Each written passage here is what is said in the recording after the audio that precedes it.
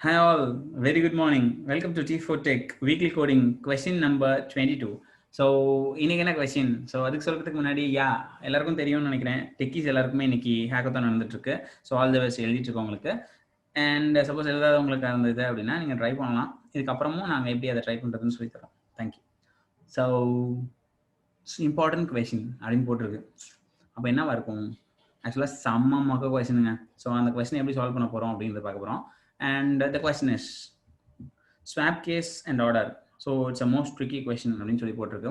So என்னங்க பண்ணணும்? ஒன்றும் இல்லைங்க, ஜஸ்ட் ஸ்ட்ரிங்கை வந்துட்டு நான் சொல்கிற ஃபார்மெட்டுக்கு மாற்றினா போதும். ஏபிசின்னு இருக்குது அப்படின்னா XYZன்னு மாற்றுறாங்க, அவ்வளோதான். ஸோ ஏன்னா அதோட ஈக்குவலண்ட்டான ஆப்போசிட் இது என்ன இருக்கும்? இசட் இருக்கும். அதான் பாருங்க, கேஸ்லையும் சேஞ்ச் ஆயிருக்கு, ஆர்டர்லையும் சேஞ்ச் ஆயிருக்கு. அதாவது ஏனா இசட்டு, பினா ஒய், சினா எக்ஸ், எக்ஸ்னா சி, ஒய்னா பி, இசட்னா ஏ. ஸோ இந்த ப்ரோக்ராமை நீங்கள் எப்படி போடுவீங்க? ஸோ நீங்கள் எப்படி போடுவீங்க அப்படிங்கிறத வந்து எங்களுக்கு சொல்லுங்கள். ஸோ அதுக்கு முன்னாடி வந்து நம்ம என்ன பண்ண போகிறோம் அப்படின்னு கேட்டிங்கன்னா, நார்மலாக எல்லாரும் எப்படி எழுதுவாங்க அப்படின்றத பார்க்க போகிறோம். ஸோ இப்போ நான் இந்த உங்கள் வீடியோ பாஸ் பண்ணிக்கோங்க, ஒரு பேப்பர் எடுத்துக்கோங்க, இந்த ப்ரோக்ராமுக்கான சொல்யூஷன் எழுதுங்க. நான் கொடுக்குற சொல்யூஷன் உங்கள் சொல்யூஷனோட ஈஸியாக இருக்கான்னு பார்க்கலாம். ஸோ பாஸ் பண்ணிக்கோ. 1 2 3 ப்ரோக்ராம் எழுதிருப்பீங்க நம்புகிறேன். ஸோ எழுதாதவங்க நோ ப்ராப்ளம், பார்த்துக்கோங்க. ஸோ நீங்கள் இப்படி ப்ரோக்ராம் எழுதுறீங்களா? ஸோ இது என்ன ப்ரோக்ராம் அப்படின்னா, நீங்கள் இதையும் பாஸ் பண்ணி இந்த ப்ரோக்ராம் தான் நீங்கள் எழுதிருக்கீங்களான்னு பாருங்கள். ஸோ இது மாதிரி தான் ஜென்ரலாக எல்லாருக்குமே தோணும். ஸோ நார்மலாக நான் ப்ரோக்ராம் எழுதும் போது ஒரு இந்த கேஸை மாற்றும் போது நான் கேபிட்டலான்னு பார்ப்பேன். கேபிட்டல்னா ஒரு ப்ரோக்ராம் எழுதுவேன், ஸ்மாலான்னு பார்ப்பேன், ஸ்மால்னா ஒரு ப்ரோக்ராம் எழுதுவேன். ஸோ இதே மாதிரி போயிட்டுருக்கோம். ஸோ அப்போ நம்ம என்ன பண்ணுவோம்? Tech methodology. ஸோ டெக்கில் என்ன பண்ணுவோம் அப்படின்னு கேட்டிங்கன்னா, என்ன பண்ண போகிறோம்? சரி வாங்க நம்ம வந்து கோட் பண்ணியே உங்களுக்கு புரிய வைக்கலாம். ஸோ இன்றைக்கி நான் எடுக்க போகிறது ஒரு ஆன்லைன் ஜிடிபி, ஆன்லைன் கம்பைலர் எடுத்துக்கிறேன். ஸோ ஆன்லைன் கம்பைலரில் வந்துட்டு நான் கோட் பண்ண போகிறேன். ஸோ ஜிடிபின்னு ஒரு ஆன்லைன் கம்பைலர் இருக்குங்க, சூப்பராக இருக்கும், ஆன்லைன் ஜிடிபின்னு சொல்லிட்டு. ஸோ இந்த கம்பைலரில் வந்து நான் ரொம்ப ப்ரைமரியாக யூஸ் பண்ணுவேன் இந்த கம்பைலர் தான்.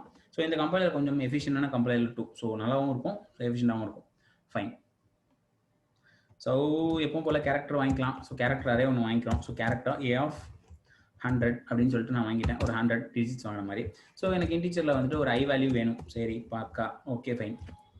ஸோ நெக்ஸ்ட் நம்ம என்ன பண்ண போகிறோம் அப்படின்னு பார்த்தீங்க அப்படின்னா, ஒரு லூப் போட போகிறோம். ஸோ ஒவ்வொரு கேரக்டராக செக் பண்ண போகிறோம். So I is equal to 0, I less than A of I not equal to null அப்படின்றதுக்கு வெறும்னா ஏ ஆஃப் ஐன்னு போட்டால் போதும்.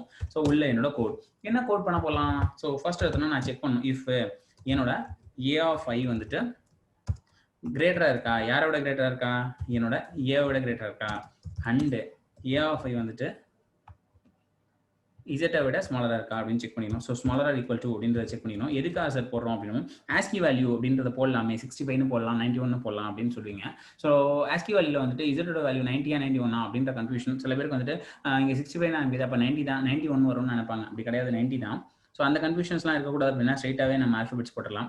ஸோ இப்படி போட்டோம்னா நம்ம என்ன பண்ண போகிறோம் அப்படின்னா, இது கேபிட்டல் இருக்குது, இதை ஃபஸ்ட் நம்ம என்ன பண்ண போகிறோம் அப்படின்னா நம்பராக மாற்றிடுவோம். அப்போ தான் நம்மளால, இப்போ ஃபார் எக்ஸாம்பிள் எனக்கு ஒரு கொஸ்டின் சொல்கிறீங்க, இப்போ ஏவாக இருந்தால் இசட்டாக மாற்றணும்னு சொன்னீங்க. ஸோ ஏன்றது என்ன ஆல்ஃபபெட்டு?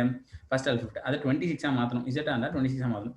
ஸோ யூனிவர்சலாக இதுக்கு ஏதாவது ஃபார்மேட் இருக்கா அப்படின்னு கேட்டிங்கன்னா, அஃப்கோர்ஸ் இருக்குது. என்ன அப்படின்னா, மொத்த ஆல்ஃபபெட்டோட டிஜிட் வந்து 26, கரெக்டாக? சரி, இதை எப்படி மாற்றலாம் அப்படின்னு கேட்டிங்கன்னா, நான் டோட்டல் மைனஸ் உன்னோட என் வேல்யூ ப்ளஸ் 1 பண்ணு அப்படின்னு சொல்லுவேன். இது என்ன புது கதையாக இருக்குது அப்படின்னு கேட்டிங்கன்னா, வாங்க ட்ரை பண்ணி பார்க்கலாம். ஸோ டோட்டல் அப்படிங்கிறது காமன், 26 போட்டாச்சு, மைனஸ் என்னோட என் வேல்யூ வந்துட்டு 1. ஸோ ஃபர்ஸ்ட் ஆல்ஃபபெட்ன்றது ஏ வந்து இசட்டாக மாற்றுறோம். ஸோ ப்ளஸ் வந்துட்டு 1 பண்ணுறேன். So plus and minus cancel ஆயிரும், 26வது எழுத்து வந்துடும். ஸோ 26வது எழுத்து கண்டிப்பாக இசட் தான். ஸோ ஐ ஹோப் உங்களுக்கு இது புரியும்னு நினைக்கிறேன். வேற ஒரு எக்ஸாம்பிளில் சொல்கிறேன். இப்போ வந்துட்டு ஃபார் எக்ஸாம்பிள் நான் வந்து ஐ அப்படிங்கிறத எடுத்துக்கிறேன். ஸோ வேணாம், அதெல்லாம் எடுத்துட்டேன்னா எனக்கு எங்கே இருக்கீங்கன்னு தெரியாது. ஸோ எக்ஸ்னு வச்சுக்குவோம். எக்ஸ் வச்சு நம்ம செக் பண்ணி பார்க்கலாம், இல்லைனா வந்துட்டு பியை வச்சு இல்லை சி வச்சு செக் பண்ணலாம். சி வச்சு செக் பண்ணி பார்க்கலாம். சி அப்படிங்கிறது தேர்ட் ஆல்ஃபபெட். ஸோ இதோட ஆப்போசிட் ஆல்ஃபபெட் என்னவா இருக்கும் அப்படின்னு கேட்டிங்கன்னா, அதாவது ஆர்டரில் ஆல்ஃபபெட் ஆப்போசிட்டாக இருக்குது என்னன்னு பார்த்தீங்க அப்படின்னா என்னவா இருக்கும்? நமக்கு தான் அந்த ஃபார்முலா இருக்கே, 26 மைனஸ் என்னோட alphabet 3 plus 1. So 26 minus 3 23, 23 plus 1 வந்துட்டு 24 வரும். ஸோ 24 அப்படிங்கிறது கண்டிப்பாக எக்ஸ் தான். ஸோ எக்ஸ் வந்துச்சு. ஸோ ஆப்போசிட்டான இப்போ கேஸ் மாற்றணுமே சார், இது ஓகே, இந்த ஃபார்முலா நான் யூஸ் பண்ணிக்கிறேன், D minus n minus plus 1 அப்படிங்கிறத யூஸ் பண்ணிக்கிறேன். பட் கேஸை மாற்றணுமே சார் அப்படின்னா ஒன்றுமே இல்லைங்க. ஸோ கேபிட்டலை ஸ்மாலாக மாற்றணும் அப்படின்னா ஒரு ஆப்ஷன் இருக்குது, ஸ்மாலாக கேபிட்டலாக மாற்றணும் ஒரு ஆப்ஷன் இருக்குது, அவ்வளோதான். ஸோ ஃபஸ்ட்டு வந்துட்டு நம்ம நம்பர் ஆக்கிப்போம், அப்புறமா ஆல்ஃபபெட்டாக மாற்றிக்கும். சரி ஃபைட். ஸோ ஏ வந்துட்டு 1 ஆகணும் அப்படின்னா நான் என்ன பண்ணணும் அப்படின்னா, கண்டிப்பாக ஏ ஆஃப் ஐயில் என்னோட கொஸ்டின் இருக்குது, நம்பர் இருக்குது, அது ஏஆ இருந்துச்சு இல்லை கேபிட்டலாக இருந்துச்சு அப்படின்னா அதை ஸ்மால் 1 to 26 ஆக்கணும் அப்படின்னா அதை 64ஆல் சப்ராக்ட் பண்ணணும். சரி பண்ணிட்டேன். அடுத்து என்ன பண்ணணும்?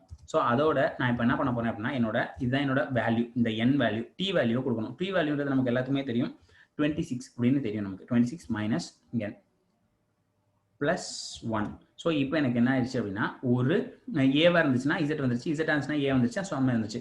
பட் அது கேபிட்டலோ ஸ்மாலோ இல்லை. இது கேபிட்டல் லெட்டர் நான் ஸ்மாலாக மாற்றணும் அப்படின்னா 96 எல்லாம் ஆட் பண்ணணும். எப்படி வந்துட்டு ஒரு கேபிட்டல் லெட்டரை நார்மல் நம்பராக மாற்றுறதுக்கு நம்ம வந்து இந்த மாதிரி மைனஸில் பண்ணணுமோ அதே மாதிரி கான்செப்ட்டுங்க இது.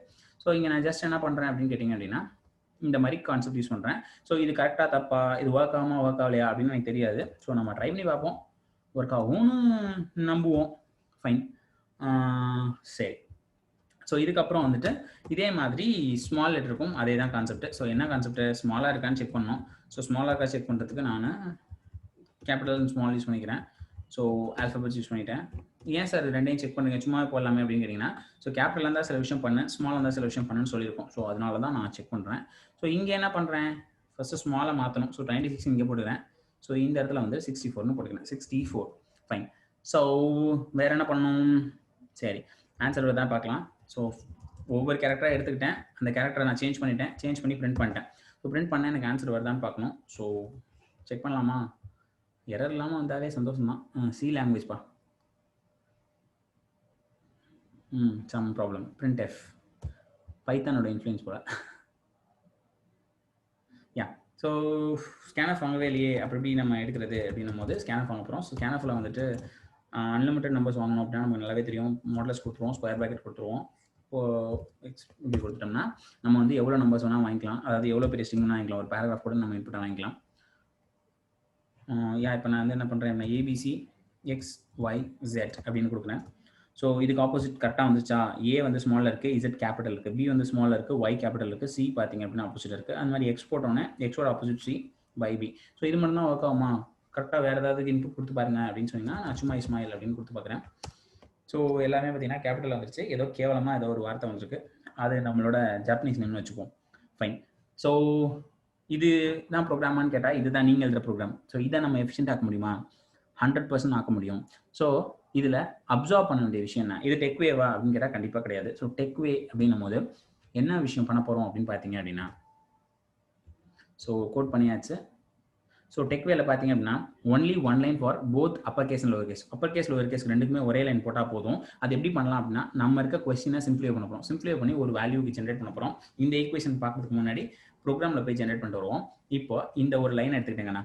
ஸோ இந்த லைனை நான் எடுத்துக்கிறேன், இதை நான் சிம்பிளிஃபை பண்ண போகிறேன். ஸோ அங்கே சிம்பிளிஃபை பண்ணதை நான் இங்கே உங்களுக்கு போட்டு காட்டுறேன். ஸோ இப்போ நான் ஜஸ்ட் வந்துட்டு நார்மலாக கம்ப்யூட்டர் ப்ரோக்ராமிங்கில் வந்து நம்ம சிம்பிளிஃபை பண்ணுறோம்னா எப்படி பண்ணுவோம், 26 மேக்ஸில் சிம்பிளிஃபை பண்ணுற மாதிரி வச்சுக்கோம். ஏ ஆஃப் ஐ ப்ராக்கெட் எடுத்துறேன் வெளில. ஸோ ப்ராக்கெட் வெளில எடுத்தனா மைனஸ் மைனஸ் ப்ளஸ் ஆயிருமா, சரி ப்ளஸ் 64 ஓகே, ப்ளஸ் வந்துட்டு 1 ப்ளஸ் வந்து 96. ஸோ இப்படி இருக்குமா? ஸோ எல்லாமே ப்ளஸில் இருக்குது, ஒரே ஒரு தமிழ் தான் மைனஸில் இருக்கான். அவன் யார் அப்படின்னு கேட்டிங்கன்னா நம்மளோட ஏ ஆஃப் ஐ. ஸோ இவன் 26 64 1 96. சரி ஓகே, இது ஒரு கதை. ஸோ இங்கே ஒருத்தன் இருக்காப்புல, இவனையும் எடுத்துக்குவோம். ஸோ இவனையும் அதே மாதிரி பண்ணி பார்ப்போம். ஸோ இவனையும் நான் என்ன பண்ணுறேன் அப்படின்னு கேட்டிங்கன்னா 26 minus of A of I minus 96 plus 1 plus 64. So இது மேலே கீழே சேமாக தான் இருக்கா என்ன கான்செப்ட்? ஆமாங்க, சேமாக தான் இருக்குது. என்ன இங்கே வந்து ஐம் சாரி, இங்கே ப்ளஸ் இருக்குது. இங்கே வந்து 64 இருக்குது, இங்கே 96 இருக்குது, இங்கே 96 இருக்குது, இங்கே 64 இருக்குது, அவ்வளோதான். ஸோ இது எப்படி நம்ம யூனிவர்ஸ்லாம் மாற்றலாம், எல்லா நம்பர்ஸையும் ஒரு சைடாக கொண்டு வந்துடலாம். ஸோ ரெண்டுமே எல்லாமே ஒன்று தான். ஸோ மேலக்க ப்ரோக்ராமும் கீழக்க ப்ரோக்ராமும் ஒன்று தான். ஸோ கேபிட்டலாக இருந்தாலும் ஸ்மாலாக இருந்தாலும் ஒரே விஷயம் பண்ணால் போதும். ஸோ இதெல்லாம் ஆட் பண்ணணும். ஸோ இதெல்லாம் ஆட் பண்ணால் அப்படின்னா 187 வரும் அப்படின்னு நான் நினைக்கிறேன். ஸோ நான் டெஸ்ட் பண்ணி வச்சுருக்கேன், ஸோ அதனால் சொல்கிறேன். ஸோ நம்மளும் டெஸ்ட் பண்ணி பார்க்கலாமா? 96 + 64 அப்படின்னும் போது 160 வரும் அப்படின்னு நினைக்கிறேன். 160 + 20 180 187 வந்துருச்சு. ஸோ இந்த மாதிரி ப்ரோக்ராம் போட்டால் போதும் அப்படின்னா, ஆஹா என்ன இவ்வளோ தானா அப்படின்னு கேட்டால், ஆமாங்க இவ்வளவே தான். ஸோ இது தெரியாமல் தான் நம்ம என்ன பண்ணியிருக்கோம் அப்படின்னா இவ்வளோ பெருசாக போட்டுட்ருக்கோம். ஸோ பண்ணியாச்சு. ஸோ ஒரே ஒரு கண்டிஷன் தான், நான் கண்டிஷனே கொடுக்கலனாலும் ஒர்க் ஆகும். நான் ஒரே ஒரு கண்டிஷன் கொடுத்துருக்கேன். என்ன கண்டிஷன் அப்படின்னா, ஆல்ஃபபெட்டாக இருக்கான்னு மட்டும் செக் பண்ணி கேட்கணும் அப்படின்னு சொல்கிறேன். சப்போஸ் உங்கள் கொஸ்டினில் வந்துட்டு எல்லாமே கண்டிப்பாக ஆல்ஃபபெட்ஸ் தான் கொடுப்பாங்க அப்படின்னா ப்ராப்ளம் இல்லை, ஸ்பேஸ் அந்த மாதிரி எடுத்துக்கலாம், இந்த ப்ராப்ளம் வராது. ஸோ இப்படி கொடுத்துட்டு என் ப்ரோக்ராமை நான் ஜஸ்ட் இவனை மட்டும் யூஸ் பண்ணாவே எனக்கு ஆன்சர் வந்துடும். செக் பண்ணி பார்க்கலாமா? ஸோ இந்த ஐட்ரேஷன் உங்களுக்கு வேணும்னா ஸ்க்ரீன்ஷாட் எடுத்துக்கோ, வேணாட்டி நோ ப்ராப்ளம். சரி ஃபைன். ஸோ இதே இஸ்மாயில் போடுவோம், இதே பேர் வருதான்னு பார்க்கலாம். ஃபஸ்ட்டு ஆன்சர் வருதான்னு பார்ப்போம். யா சம் எரர் இருக்குது. என்ன எரர்? செமிகோலன் வைக்கணுமாங்க? சரி என்ன சின்ன செருப்புலத்தனமாக இருக்குது. ஸோ வந்துடுச்சு, அதே பேர் மாதிரி தான் தெரியுது. இருந்தாலும் உங்களுக்கு டவுட் இருக்கலாம், சார் ஏபிசியே கொடுங்க சார் அப்படின்னீங்கன்னா ABCN சும்மா கொடுக்குறேன், திருப்பி கேபிட்டல் ஏன்னு கொடுத்துறேன். ஸோ இப்போ பாருங்க அப்படின்னா ஏபிசிக்கு பதிலாக XYZ வந்துச்சு, எனக்கு பதிலாக M வந்துருச்சு, Z வந்துருச்சு. ஸோ M என்னன்றது பார்த்தீங்கன்னா 13th ஆல்ஃபபெட், முன்னிலேருந்து பின்னிலேருந்து பார்த்துக்கலாம். ஸோ ஐ ஹோப் உங்களுக்கு இந்த கொஸ்டின் புரிஞ்சிருக்கும்னு நினைக்கிறேன். இதுதான் நம்மளோட சிம்பிளிஃபைடு ப்ரோக்ராம். அது நல்லா இருந்துச்சு அப்படின்னா லைக் பண்ண, பிடிச்சிருந்துன்னா ஷேர் பண்ணுங்கள், அண்ட் கண்டிப்பாக சப்ஸ்கிரைப் பண்ணுங்கள். And thank you so much. So இவ்வளோ சப்ஸ்கிரைப்ஸ், இவ்வளோ லைக்ஸ்க்கலாம் இன்னும் நிறையா போகணும் அப்படின்னா நம்மளோட வீடியோஸ் நிறையா பாருங்கள், நிறைய பேருக்கு ஷேர் பண்ணுங்கள். Thank you so much. பை.